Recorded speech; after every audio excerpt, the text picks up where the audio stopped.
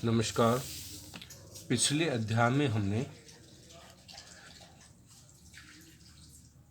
जाति व्यवस्था, वर्ण व्यवस्था आदि के बारे में चर्चा की। आज हम बीए पार्ट फर्स्ट के सेकंड पेपर जाति तथा वर्ण व्यवस्था दोनों के बारे में बात करेंगे और इनके अंतर के बारे में बात करेंगे। प्राय जाति एवं वर्ण को एक ही समझ लिया जाता है। कारण यह है कि प्राचीन समय में जाति नहीं वर्ण ही प्रचलित थे और बाद में चलकर वर्णों में से जातियों की उत्पत्ति हुई। फिर भी इन दोनों में पर्याप्त अंतर है। यहाँ हम इनमें दोनों में जाति तथा वर्ण व्यवस्था में अंतर, जाति और वर्ण में अंतर जानने की कोशिश करेंगे।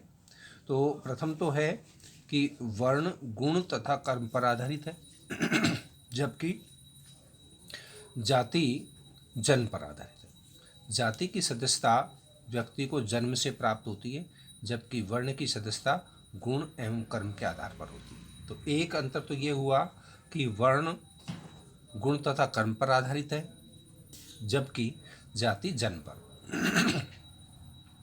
दूसरा अंतर इसका ये है कि वर्ण की संख्या जाति से कम है। वर्ण की संख्या जाति से कम है। शास्त्रों में केवल 4 वर्णों ब्राह्मण, क्षत्रिय, वैश्य एवं शूद्र का उल्लेख किया गया है, जबकि जातियों की संख्या हजारों में।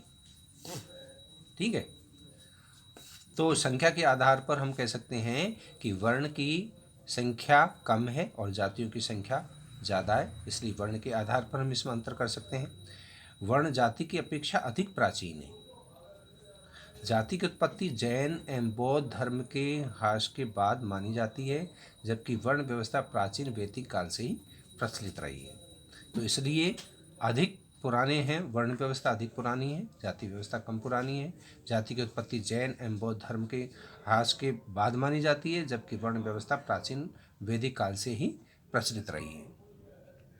ठीक है, फिर हम बात करते हैं वर्ण जाति की अपेक्षा अधिक लचीली व्यवस्था है। लचीली कैसे है? क्योंकि जाति जन्म से निर्धारित होने के कारण कठोर है, उसे बदला नहीं जा सकता, जबकि वर्ण का आधार कर्म एवं गुण होने के कारण उसे बदलना संभव है।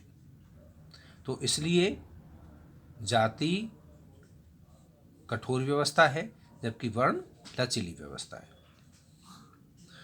वर्ण में खानपान, विवाह एवं सामाजिक सहवास पर प्रतिबंध नहीं पाए जाते, जबकि जाति पर पाए जाते हैं। समझ रहे हैं आप कि इस पर खानपान, वर्ण व्यवस्था में खानपान, विवाह और सामाजिक सहवास पर प्रतिबंध नहीं पाए जाते, जबकि जाति में ये प्रतिबंध पाए जाते हैं। वर्ण समानता पर आधारित है, जबकि जाति समानता पर आधारित नहीं है। वर्ण व्यवस्था में ऊंच नीच का संस्करण नहीं पाया जाता। वर्ण व्यवस्था में ऊंच नीच का संस्करण नहीं पाया जाता, जबकि सभी वर्णों का समान महत्व होता है वर्ण व्यवस्था में, जबकि दूसरी ओर जाति में ऊंच नीच की भावना होती है और संस्करण पाया जाता है। वर्ण व्यवस्था कर्तव्यों की व्याख्या करती है, जबकि जाति खान पान, विवाह, सामाजिक सेवाएं एवं पेशे संबंधी निषेधों की व्याख्या करती है।